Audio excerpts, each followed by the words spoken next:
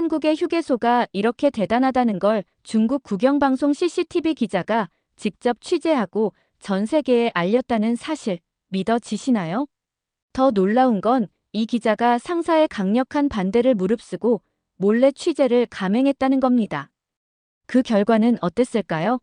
중국 전역이 뒤집어졌고 엄청난 영상 조회수를 돌파하고 한국 휴게소를 본받자는 목소리가 쏟아져 나왔습니다. 도대체 중국의 기자는 한국에서 무슨 일을 한 것일까요? 한 중국 여기자의 용기 있는 도전과 그 놀라운 결과에 대한 이야기를 들려드리겠습니다. 그 전에 구독과 좋아요 눌러주시면 영상을 제작하는 데 있어 큰 힘이 됩니다. 안녕하세요. 저는 중국 CCTV 국제부에서 일하는 기자 리메이라고 합니다. 올해로 입사 5년차가 된 29살 여기자죠. 평소 한국 관련 뉴스를 자주 다뤘는데 그때마다 상사인 왕제나 부장님의 눈치를 봐야 했어요. 왕 부장님은 50대 후반의 베테랑 언론인이시지만 한국에 대해서는 항상 부정적인 시각을 가지고 계셨거든요. 사건의 시작은 작년 가을이었습니다. 중국 SNS에서 한국 휴게소를 극찬하는 영상들이 연달아 올라오기 시작했어요. 처음에는 별로 신경 쓰지 않았는데 점점 반응이 뜨거워지더라고요. 특히 한 중국인 가족이 올린 영상이 화제였는데 아이가 한국 휴게소 화장실을 보고 감탄하는 모습이 담겨 있었습니다. 그 영상을 본 순간 뭔가 직감이 왔어요. 이건 단순한 시설 자랑이 아니라 문화의 차이, 국가 철학의 차이를 보여주는 중요한 소재라는 생각이 들었습니다. 바로 기획서를 작성해서 왕 부장님께 보고했죠.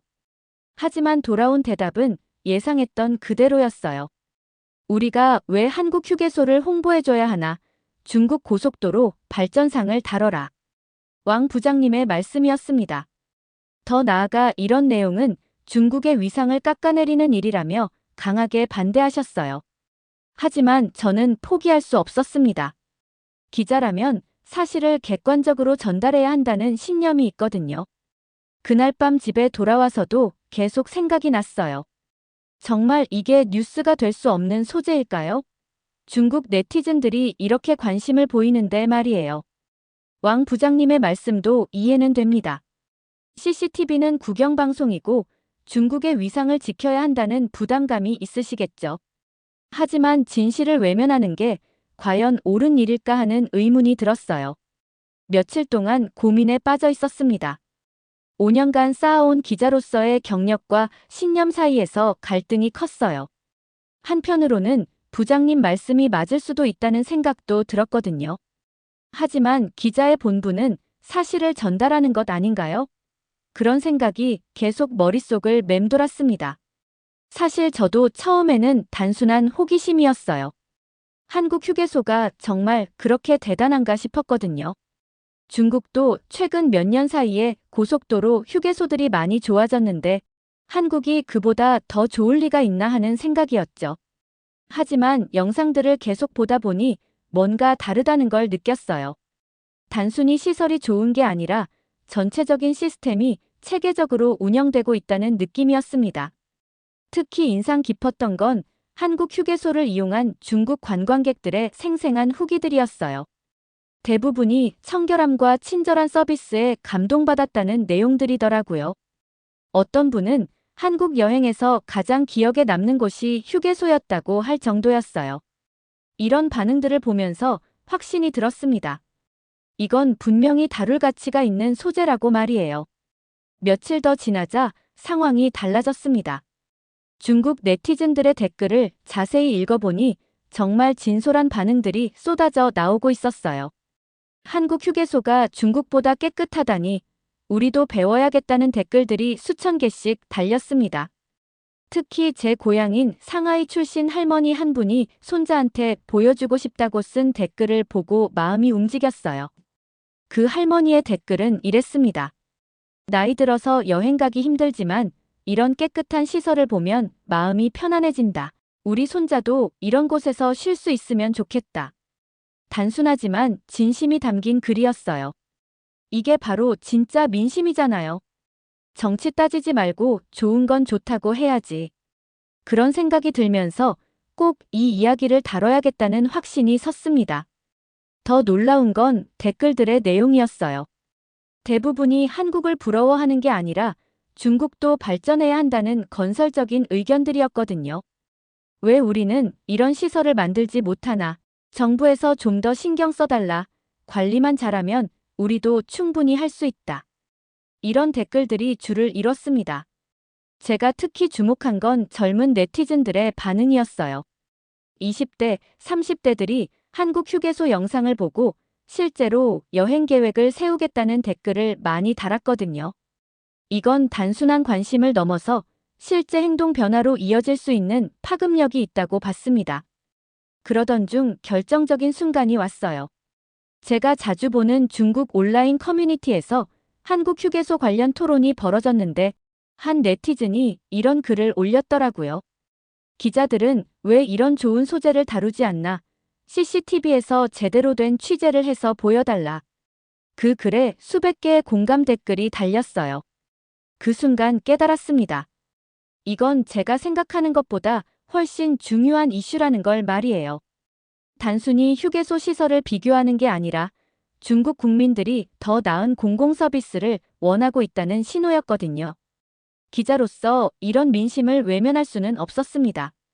하지만 여전히 왕 부장님의 반대는 강했어요. 며칠 후 다시 한번 설득을 시도해봤지만 결과는 마찬가지였습니다. 오히려 더 강하게 반대하시면서 이런 내용은 절대 다룰 수 없다고 못을 박으셨어요. 그때 마음속으로 한 가지 결심을 했습니다. 정식 승인을 받을 수 없다면 다른 방법을 찾아보자는 거였죠. 그 과정에서 제가 주목한 건 중국 네티즌들의 변화하는 인식이었습니다.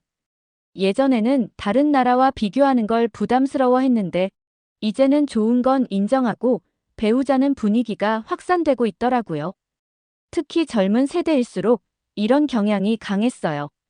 이런 변화를 감지한 순간 제가 다루려는 주제가 시대의 흐름과 맞닿아 있다는 확신이 들었습니다. 단순히 휴게소 이야기가 아니라 중국 사회의 변화를 보여주는 상징적인 사건이 될 수 있겠다고 생각했어요.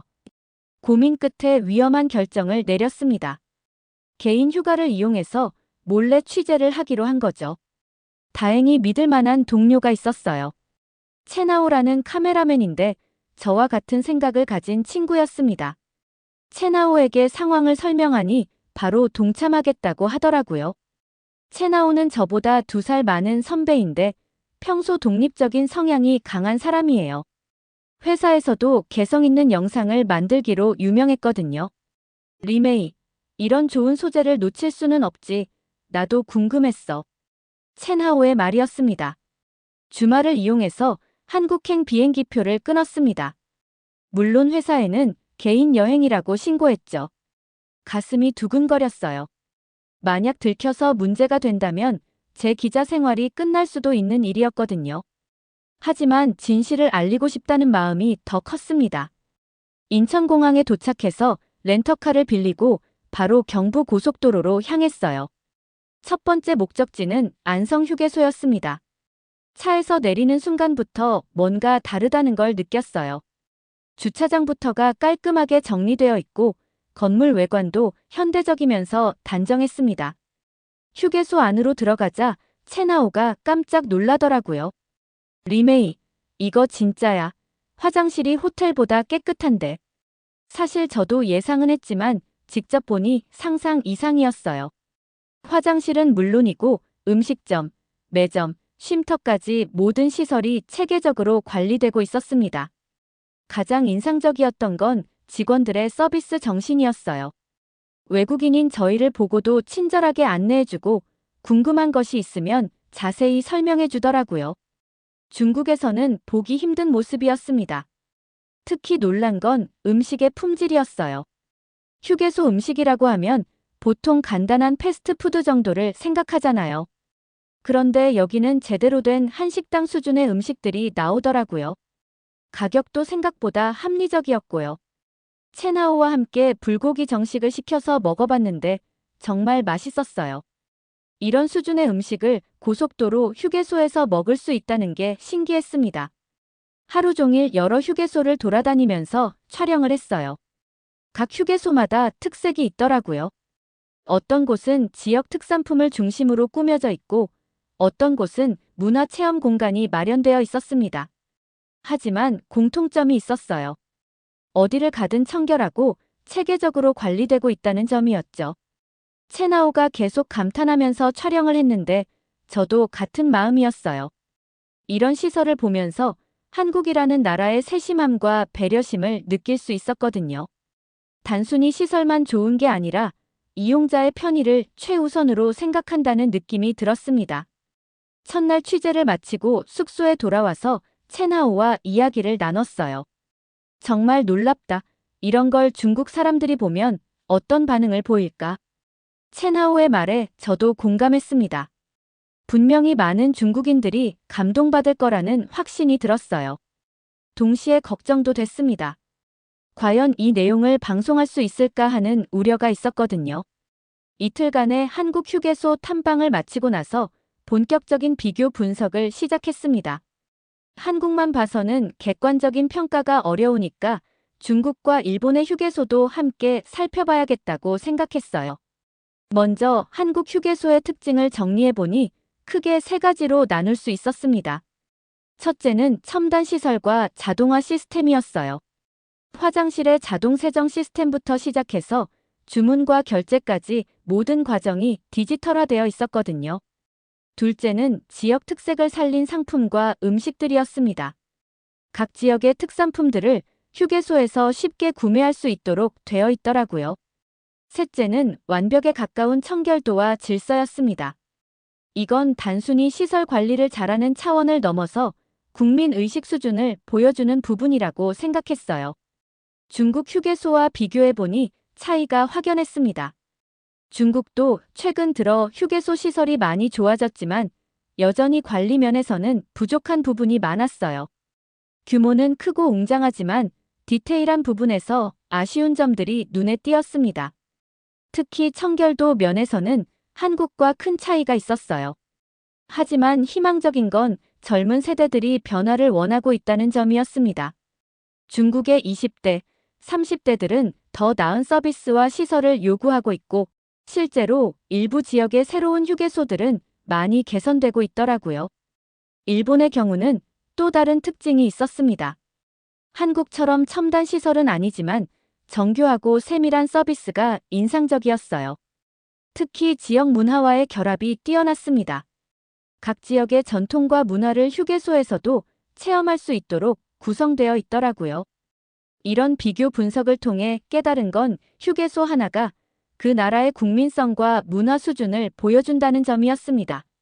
한국의 경우 효율성과 혁신, 배려심이 잘 드러나 있었고 일본은 전통과 정교함, 중국은 역동성과 발전 가능성을 보여주고 있었어요.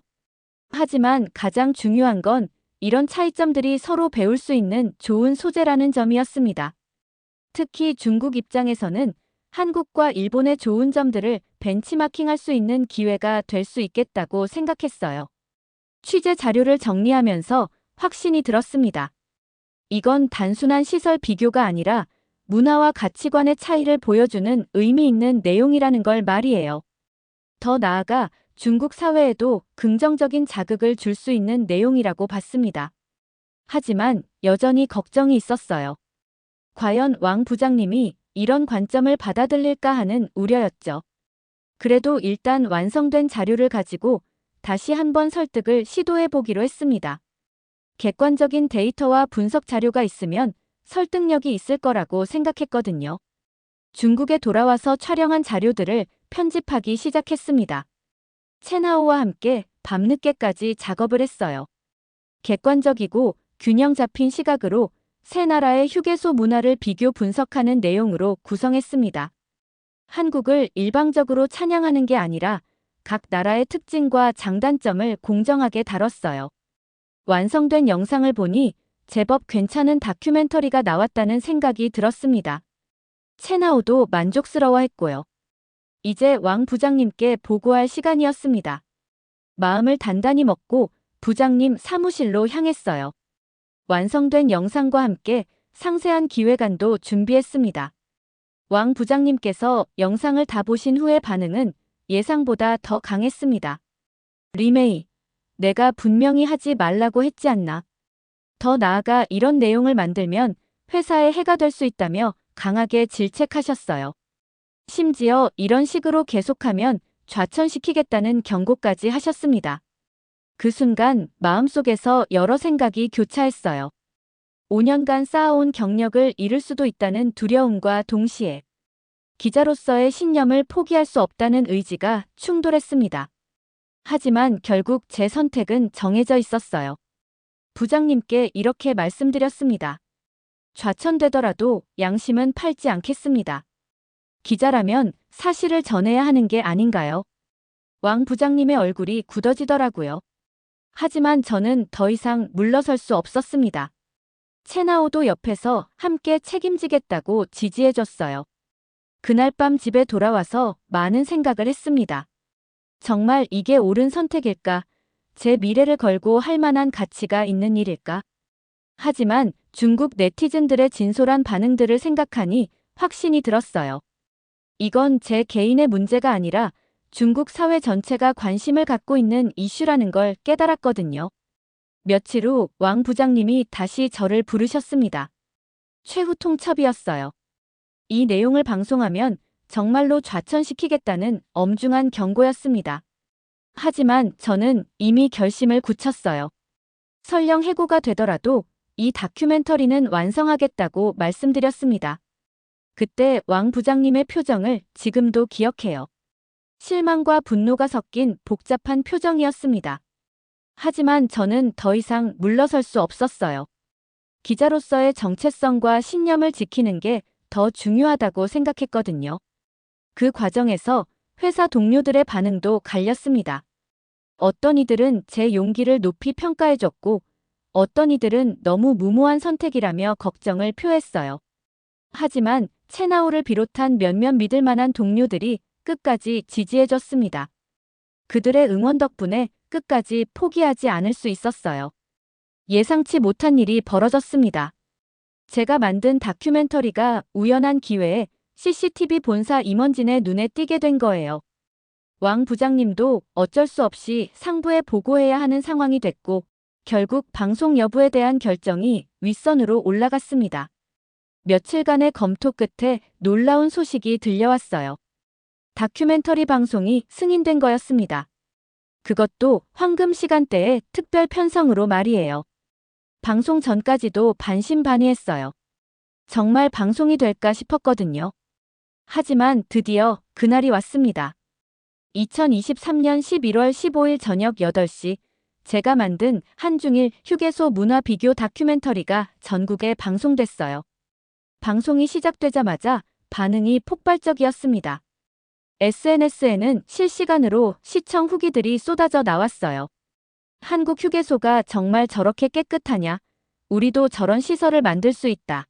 정부에서 벤치마킹해야 한다. 이런 댓글들이 수천 개씩 올라왔습니다.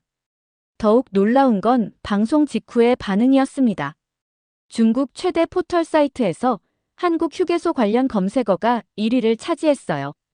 위챗과 웨이보에서도 연일 화제가 됐고 방송 후 일주일 동안 저는 정신없이 바빴습니다.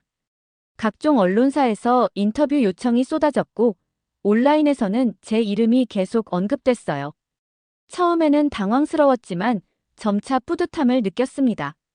제가 용기를 내서 다룬 주제가 이렇게 많은 사람들에게 공감을 얻었다는 게 기뻤거든요.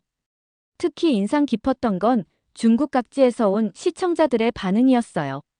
베이징의 한 대학생은 한국 여행을 계획하게 됐다고 했고 상하이의 직장인은 중국 휴게소 개선을 위한 제안서를 정부에 보냈다고 하더라고요. 광저우의 한 할머니는 손자와 함께 한국 여행을 가고 싶다는 편지를 보내주셨어요. 정말 다양한 연령층에서 관심을 보여줬습니다. 더 놀라운 건 해외 반응이었어요.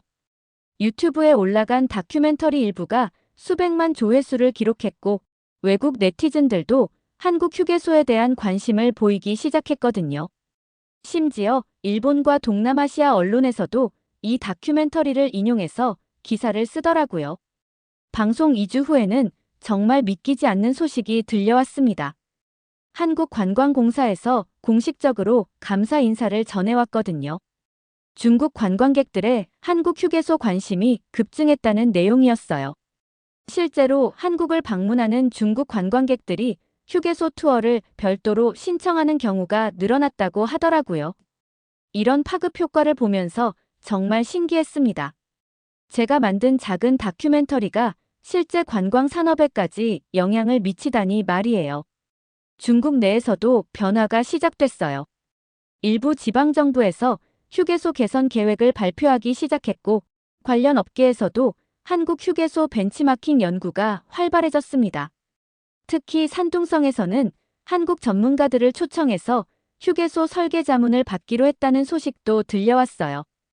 허베이성에서는 아예 한국식 휴게소 시범 사업을 추진한다고 발표했습니다.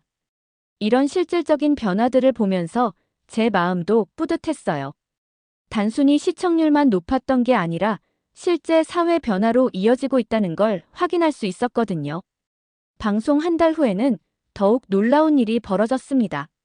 중국 교통부에서 전국 휴게소 개선 방안을 논의하는 회의에 저를 자문위원으로 초청한 거예요.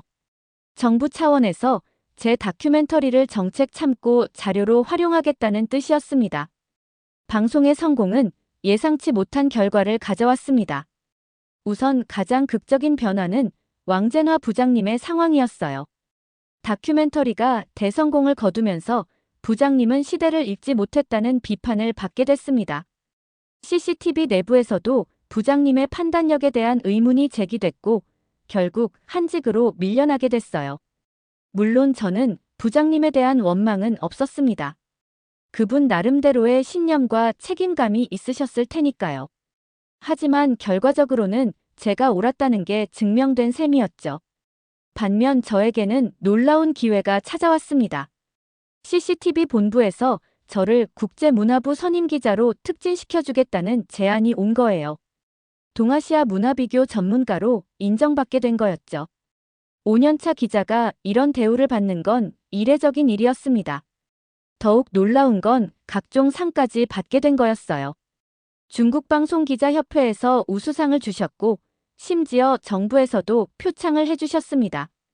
문화 교류 발전에 기여했다는 이유였어요. 처음에는 믿기지 않았습니다. 몇 달 전만 해도 해고 위기에 있던 제가 이런 대우를 받게 될 줄은 꿈에도 몰랐거든요. 하지만 가장 의미 있었던 건 중국 사회에 미친 영향이었어요. 다큐멘터리 방송 이후 중국 각 성에서 휴게소 개선 프로젝트가 시작됐거든요. 특히 장쑤성과 저장성에서는 한국 휴게소를 벤치마킹한 새로운 휴게소 건설을 발표했어요. 이런 변화를 보면서 정말 뿌듯했습니다.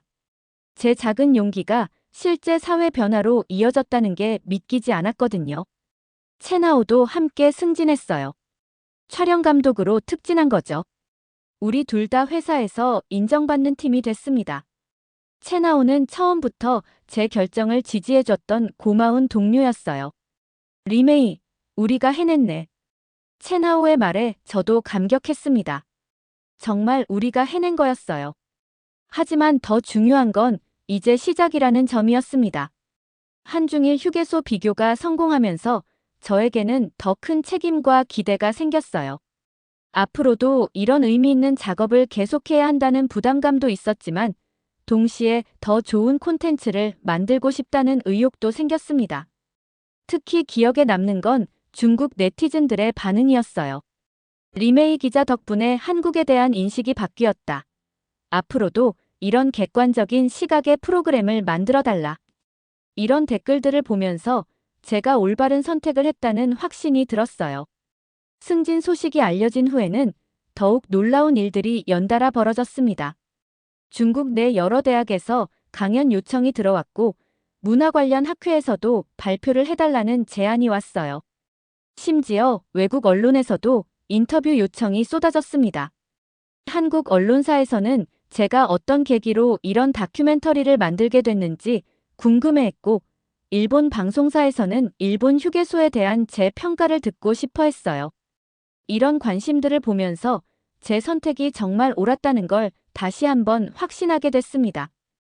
무엇보다 기뻤던 건 중국 젊은 세대들의 반응이었어요. 많은 젊은이들이 저를 롤모델로 여긴다고 하더라고요. 자신의 신념을 지키면서도 사회에 긍정적인 영향을 미친 기자라고 평가해줬습니다. 더 놀라운 소식도 있었어요. 베이징 대학교에서 제게 교수직을 제안해온 거였습니다. 문화 교류와 미디어 전공 학생들에게 강의를 해달라는 요청이었어요. 5년차 기자가 명문대 교수직 제안을 받다니 정말 꿈 같은 일이었습니다. 왕 부장님의 근황도 들려왔어요. 지방 방송국으로 좌천됐지만 거기서 새로운 마음가짐으로 일하고 계신다고 하더라고요. 개인적으로는 부장님께 죄송한 마음도 있었지만 결과적으로는 모두에게 좋은 교훈이 된 것 같아요. 시대의 변화를 읽고 새로운 관점을 받아들이는 것의 중요성을 보여준 사례가 됐으니까요. 성공의 여운이 채 가시기도 전에 저는 새로운 프로젝트를 준비하기 시작했습니다. 휴게소 다큐멘터리의 성공을 바탕으로 후속작을 기획하게 된 거예요. 이번에는 중국과 한국의 지하철 문화를 비교하는 내용이었습니다.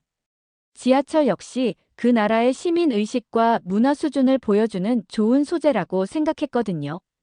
그 다음으로는 편의점 서비스 비교도 계획하고 있었어요.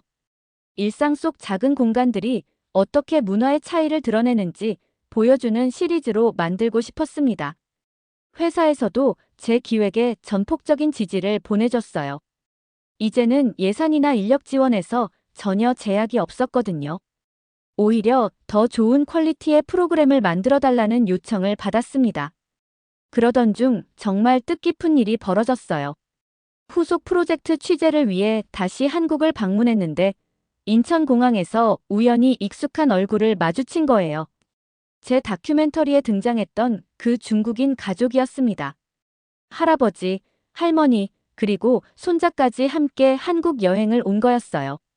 할머니가 저를 알아보시고는 정말 반가워 하시더라고요. 선생님 덕분에 한국 여행을 결심하게 됐어요.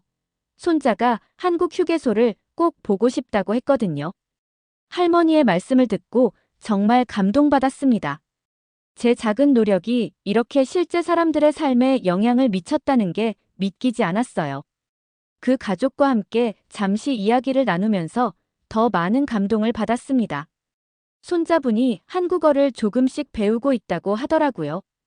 한국 문화에 관심이 생겨서 대학에서 한국학을 전공하고 싶다고 했어요. 작은 다큐멘터리 하나가 한 젊은이의 진로까지 바꾸다니 정말 놀라웠습니다. 그 순간 깨달았어요. 작은 공간에 담긴 문화가 사람을 바꾸고 사회를 바꿀 수 있다는 걸 말이에요. 제가 처음에 직감했던 게 맞았던 거죠. 휴게소라는 사소해 보이는 공간이 실제로는 엄청난 파급력을 가지고 있었던 겁니다. 돌아와서 더욱 의욕적으로 새 프로젝트를 준비했어요. 이번에는 단순한 비교를 넘어서 문화 교류의 가능성까지 다뤄보고 싶었습니다. 중국과 한국이 서로 배울 점들을 찾아서 실제 협력 방안까지 제시하는 내용으로 구성하려고 했어요. 지금 돌이켜보면 그때의 결정이 제 인생을 완전히 바꿔놓았다고 생각해요. 만약 왕 부장님의 반대에 굴복했다면 지금의 저는 없었을 거예요. 용기를 내서 진실을 추구한 덕분에 더 의미 있는 일을 할 수 있게 됐거든요. 앞으로도 계속해서 문화의 다리 역할을 하는 프로그램들을 만들어 나갈 생각입니다. 몇 달 후에는 더욱 놀라운 소식이 들려왔어요. 제가 만든 휴게소 다큐멘터리가 국제 다큐멘터리 페스티벌에 초청받게 된 거였습니다. 아시아 문화 교류 부문에서 특별상까지 받았어요. 이런 성과들을 보면서 정말 감격스러웠습니다. 작은 용기에서 시작된 일이 이렇게 큰 성과로 이어질 줄은 상상도 못했거든요. 하지만 무엇보다 뿌듯한 건 중국과 한국 사이의 문화 교류가 활발해졌다는 점이에요. 제 다큐멘터리를 계기로 양국 간 다양한 문화 교류 프로그램들이 시작됐고 서로에 대한 이해도 깊어졌습니다. 이제 저는 단순한 기자가 아니라 문화 교류의 가교 역할을 하는 사람이 됐어요. 앞으로도 이런 의미 있는 작업들을 계속해 나가면서 더 나은 세상을 만드는데 기여하고 싶습니다. 최근에는 더욱 특별한 제안을 받았어요. UN 문화교류위원회에서 아시아 지역 문화교류 대사직을 제안해온 거였습니다. 제 다큐멘터리가 국경을 넘나드는 문화적 이해에 기여했다는 평가를 받았거든요. 이런 기회들을 통해 더 많은 사람들에게 문화의 다양성과 상호 존중의 중요성을 알리고 싶어요. 그리고 무엇보다 앞으로도 계속해서 작은 일상 속에 숨겨진 큰 의미들을 발견하고 전달하는 일을 해나갈 생각입니다. 휴게소에서 시작된 이 여정이 어디까지 이어질지 정말 기대가 돼요. 오늘의 이야기 어떠셨나요? 여러분의 생각이나 경험을 댓글에 남겨주세요. 이 영상이 마음에 드셨다면 구독과 좋아요 부탁드릴게요. 다음 영상에서 만나요. 감사합니다.